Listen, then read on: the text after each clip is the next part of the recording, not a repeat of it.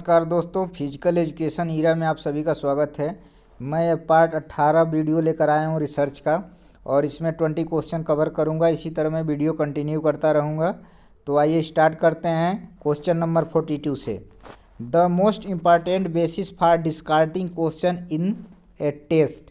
कहा है कि किसी टेस्ट में क्वेश्चन को हटाने का सबसे महत्वपूर्ण आधार होता है। किसी एक टेस्ट से, किसी एग्जामिनेशन में एक क्वेश्चन को हटाने का, यानी वहाँ से डिस्क्वालीफाई करने का एक महत्वपूर्ण आधार होता है। तो ऑप्शन नंबर, आइए स्टार्ट करते हैं। Item difficulty, item validity, curriculum validity, index discrimination. तो ऑप्शन नंबर ए सही है। आइटम डिफ़िकल्टी के ही आधार पर हम क्वेश्चन को हटा सकते हैं। तो ऑप्शन नंबर ए सही है।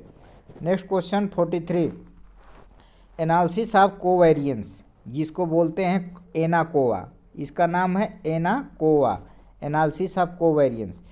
Represent an extension of analysis variance, extension of analysis variance to allow for the correlation between. कहा है कि एनाकोवा यानी एनालिसिस ऑफ कोवेरिएंस, ये एक एनालिसिस वेरिएंस यानी कि वेरिएंस माने विभिन्नताओं का विस्तार रूप है।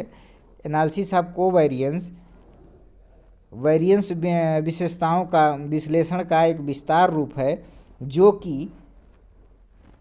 कि कोरिलेशन बिटवीन यानी दो के बीच सहसंबंध को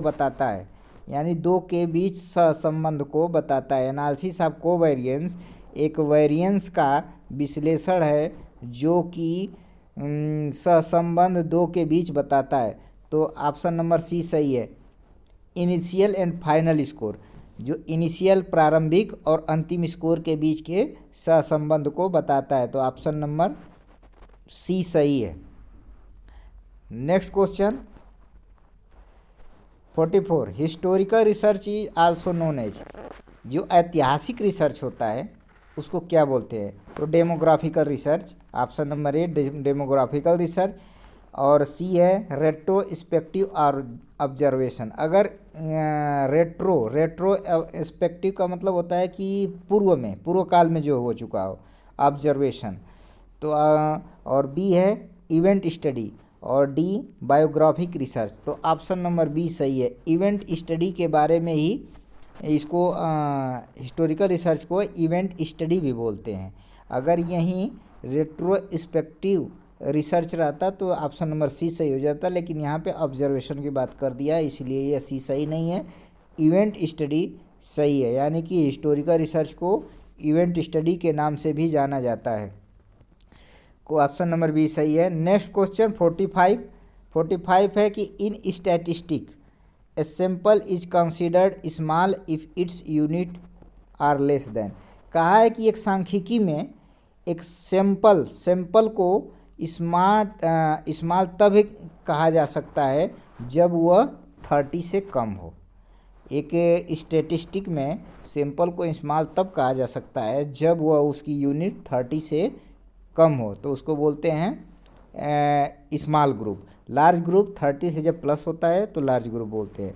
तो ऑप्शन नंबर बी सही है। नेक्स्ट क्वेश्चन है कि इन 46, in only one experimental factor significance between the mean of several group is determined by. कहा है कि केवल एक एक्सपेरिमेंटल फैक्टर में, केवल एक एक्सपेरिमेंटल स्टडी में अगर हम अधिक से अधिक मीन का सिग्निफिकेंट निकालते हैं, बीच का सिग्निफिकेंट निकालते हैं, यानी कहा है कि एक्सपेरिमेंटल फैक्टर के द्वारा अगर हम सेवरल ग्रुप अनेकों ग्रुप के मीन औसत के बीच अगर हम महत्व को निकालते हैं तो किसके द्वारा निकाला जाता है? तो ऑप्शन नंबर ए सही है, analysis of covariance. Analysis of covariance का मतलब होता है कि अनेकों ग्रुप हैं, उस ग्रुप से जो भी मीन प्राप्त होते हैं उन ग्रुप से उनके बीच जो हम सिग्निफिकेंट देखते हैं, महत्व निकालते हैं, उसको एनालिसिस ऑफ कोवेरियंस के द्वारा निकाला जाता है। तो इसी को बोलते हैं एनाकोवा। ऑप्शन नंबर ए सही है। नेक्स्ट क्वेश्चन 47 है फैक्टर अफेक्टिंग रियलाइबिलिटी आर, यानी कि जो रियलाइबिलिटी होती है, विश्वसनीयता होती है, उसको क्या क्या प्रभावित कर सकता है। तो वेरिएबिलिटी का मतलब भिन्नता भी प्रभावित करती है रिलायबिलिटी पे। और साइज ऑफ सैंपल, अगर सैंपल का साइज बड़ा हो तभी प्रभावित करेगा। और रिप्रेजेंटेटिवनेस ऑफ सैंपल, अगर सैंपल जो निकाला जा रहा है वो रिप्रेजेंट नहीं कर पा रहा है तभी भी प्रभावित करेगा। तो all of the above, option number D सही है, factor affecting of reliability. Next question number 48, research can not be based on, यानी कि कहा है कि रिसर्च आधारित नहीं हो सकता। ओपिनियन माने राय पर किसी के, ऑब्जर्वेशन पे, हाइपोथेसिस पे और फैक्ट्स पे। तो ओपिनियन पे रिसर्च आधारित नहीं हो सकता, बल्कि ऑब्जर्वेशन, फैक्ट और हाइपोथेसिस तीनों पे आधारित होता है। तो ऑप्शन नंबर ए सही है। Next question 49, to determine cause and effect relationship following method use, यानी कि कॉज और इफेक्ट के बीच संबंध देखने के लिए कौन से विधि का उपयोग किया जाता है। कॉज इफेक्ट के बीच संबंध देखने के लिए कौन सी विधि का उपयोग किया जाता है।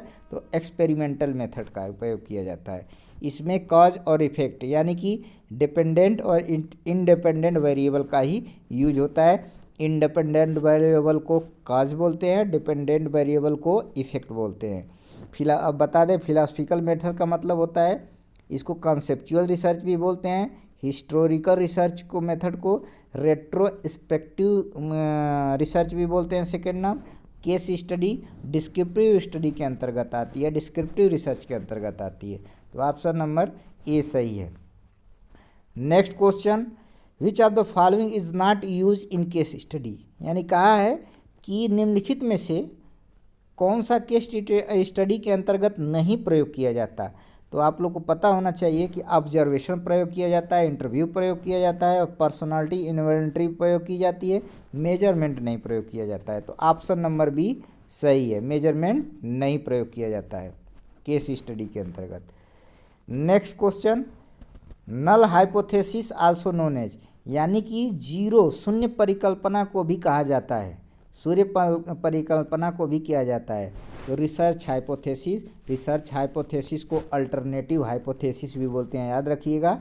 इसका नेक्स्ट नाम है, रिसर्च हाइपोथेसिस को अल्टरनेटिव हाइपोथेसिस बोलते हैं। और अल्टरनेटिव हाइपोथेसिस दिया ही है, स्टैटिस्टिकल हाइपोथेसिस।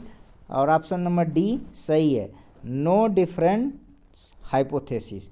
नल हाइपोथेसिस को नो डिफरेंस हाइपोथेसिस बोलते हैं। नल हाइपोथेसिस का मतलब होता है कि जब दो चर के बीच कोई भी डिफरेंस ना हो, यानी वो शून्य हो, तो उसको बोलते हैं नल। नल माने शून्य होता है, हाइपोथेसिस मीन्स परिकल्पना। तो ऑप्शन नंबर डी सही है। Next question 52, descriptive study in research describe and interpreted, यानी कि रिसर्च में जो डिस्क्रिप्टिव वर्णनात्मक रिसर्च होता है वो डिस्क्राइब और इंटरप्रेटेट करता है किसका, प्रेजेंट स्टेटस का, वर्तमान स्थिति का ही डिस्क्रिप्टिव रिसर्च डिस्क्राइब करता है, वर्णन करता है, व्याख्या करता है। और पास्ट की बात करते हैं तो पास्ट स्टेटस की बात अगर करें तो हिस्टोरिकल रिसर्च, और फ्यूचर स्टेटस की बात करें तो what will be experimental research. तो ऑप्शन नंबर ए सही है। Next question 53, if A distribution off score is symmetrical is mean and median will, यदि कहा है कि डिस्ट्रीब्यूशन पर, यदि वितरण पर स्कोर सिमेट्रिकल हो, बराबर हो, तो मीन और मीडियन होगा। जब डिस्ट्रीब्यूशन यानी वितरण पे स्कोर बराबर हो तो मीन और मीडियन होगा, be the same, will be the same, mean और मीडियन सेम होगा। तो ऑप्शन नंबर 1 सही है। Next question, if the calculated value of t equals, if the calculated value of the t equal the table value, the calculation is, कहा है कि अगर t value का जो कैलकुलेशन टेबल वैल्यू से बराबर है, अरे यदि t वैल्यू का कैलकुलेशन टेबल वैल्यू के कंक्लूजन से बराबर है तो क्या होगा, option number A, difference in significant, तब जाके जो हमारा लेवल ऑफ सिग्निफिकेंट सेलेक्ट किए हैं वो डिफरेंस होगा। ऑप्शन नंबर ए सही है। लेवल ऑफ सिग्निफिकेंस 0.05 भी हो सकता है और 0.01 भी हो सकता है, तो ऑप्शन नंबर ए सही है। नेक्स्ट क्वेश्चन है 55 है कि who is the author of the book, who is the author of the book research method is in sport, यानी कि स्पोर्ट्स में रिसर्च मेथड की बुक का कौन सा ऑथर है, तो ऑप्शन नंबर ए सही है, mark Smith, option number A सही है। नेक्स्ट क्वेश्चन है क्वेश्चन नंबर 56 है, case study does not include, यानी कि केस स्टडी में क्या नहीं इंक्लूड होता है, तो इंटरव्यू इंक्लूड होता है, ऑब्जर्वेशन इंक्लूड होता है, क्वेश्चनर भी इंक्लूड होता है, लेकिन मेजरमेंट इंक्लूड नहीं, शामिल नहीं होता है, तो ऑप्शन नंबर डी सही है।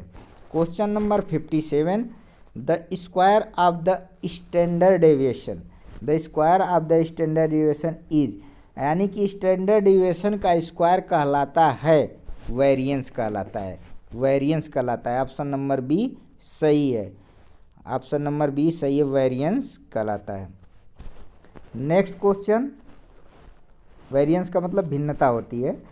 Next question 58, the range of coefficient of correlation, coefficient of correlation between two variables extended from, ये रेंज पूछा है कि कोफिशिएंट ऑफ कोरिलेशन, सहसंबंध गुणांक, कोफिशिएंट ऑफ कोरिलेशन का मतलब होता है सहसंबंध गुणांक, सहसंबंध गुणांक का मतलब होता है कि एक चर से दूसरे चर के बीच कितना सहसंबंध है, एक वेरिएबल से दूसरे वेरिएबल के बीच कितना सहसंबंध है, उसी को बोलते हैं, कितना है तो उसी को बोलते हैं गुणांक, तो ऑप्शन नंबर सी सही है, -1 से +1 तक, -1 से +1 तक क्वेश्चन का बहुत पूछता है, तो ऑप्शन नंबर सी सही है। इसको ध्यान रखिएगा कि परफेक्ट कोरिलेशन की बात करता है, परफेक्ट पॉजिटिव कोरिलेशन 1 होता है, परफेक्ट नेगेटिव कोरिलेशन -1 होता है, इस तरह भी क्वेश्चन पूछता है कि परफेक्ट पॉजिटिव कोरिलेशन क्या होता है, तो 1 होता है, परफेक्ट नेगेटिव कोरिलेशन -1 होता है। Question number 59, factor beyond the control of a researcher, यहाँ रिसर्चर होना चाहिए, यानी कि जब कोई फैक्टर रिसर्चर के कंट्रोल से बाहर होता है तो उसको बोलते हैं रिसर्च की भाषा में लिमिटेशन, और जब उस कंट्रोल के अंदर होता है तो उसको डिलिमिटेशन बोलते हैं। जब रिसर्चर के कंट्रोल के अंदर होता है तो डिलिमिटेशन, और कंट्रोल से बाहर होता है तो लिमिटेशन बोलते हैं। और इस वीडियो का यह लास्ट क्वेश्चन है, क्वेश्चन नंबर 60। मैं ऐसे ही तरह वीडियो आप लोग के बीच लाता रहूँगा, तो आप लोग प्लीज़ मेरे चैनल को सब्सक्राइब करिए, सब्सक्राइबर नहीं बढ़ रहे हैं, आप लोग सब्सक्राइब करिए। मैं कोशिश कर रहा हूँ कि अच्छी से अच्छी आप लोग को वीडियो दूँ, फिर भी आप लोग रिस्पांस नहीं दे रहे हैं, तो आप लोग कोशिश करिए कि अपने सब्सक्राइब करिए, शेयर करिए, दूसरे से भी सब्सक्राइब कराइए। क्वेश्चन नंबर 60 है, variance ratio test is also termed, variance analysis of variance ratio test को क्या कहा जाता है, वेरिएंस माने भिन्नता अनुपातिक टेस्ट को क्या कहा जाता है, तो analysis of variance F test को बोलते हैं, analysis of variance F test को बोलते हैं, तो ऑप्शन नंबर सी सही है, ऑप्शन नंबर सी सही है। अब कहा है, इसको एक क्वेश्चन और बता देते हैं कि if the distribution off score is symmetrical, कहा है कि यदि किसी डिस्ट्रीब्यूशन पे अगर स्कोर सिमेट्रिकल हो, ऐसे हो, बराबर हो, अगर डिस्ट्रीब्यूशन किसी वितरण पे स्कोर यदि सिमेट्रिकल हो तो क्या होता है, इसका मीन मीडियन सेम होगा, मीन और मीडियन दोनों सेम होगा, तो ऑप्शन नंबर 1 सही है, बहुत क्वेश्चन आता है, याद रखिएगा। तो मैं इसमें 20 क्वेश्चन को कवर किया हूँ और इसी तरह मैं वीडियो को कंटिन्यू करते रहूँगा। Thanks for watching my video.